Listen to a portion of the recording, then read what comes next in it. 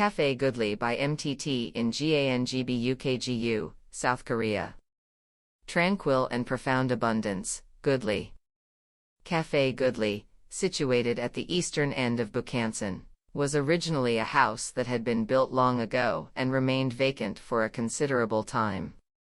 When we first arrived at the site, nestled at the edge of a village filled with tightly packed old houses, the narrow village lanes felt stifling. However, upon reaching the site and surveying the surroundings, the panoramic view was refreshingly cool and expansive.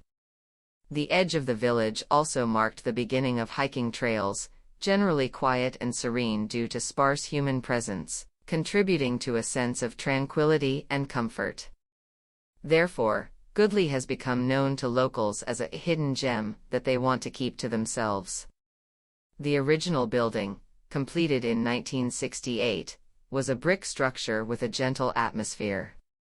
Initially, during the planning stage, we intended to preserve certain facilities, including the exterior, to maintain the original charm of the architecture.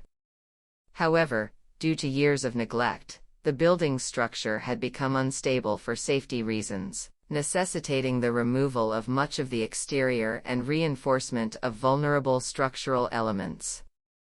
As a result, almost everything except the primary structure was demolished, and additional reinforcement work was carried out where necessary. Consequently, the traditional tiled roof house was transformed into a café with an open structure supported by steel beams. In terms of customer accessibility, the planning of parking spaces can be crucial, determined by the front and back of the house and the yard. Initially, our client wanted to use the backyard for parking, following the layout of the original house. However, our proposal, taking business considerations into account, suggested utilizing the front yard for parking instead, accommodating 7 vehicles, and exchanging the front and back doors. This decision not only considered the basic revenue structure of the business, but also took into account the importance of customer flow, reflecting a design perspective that prioritized the courtyard.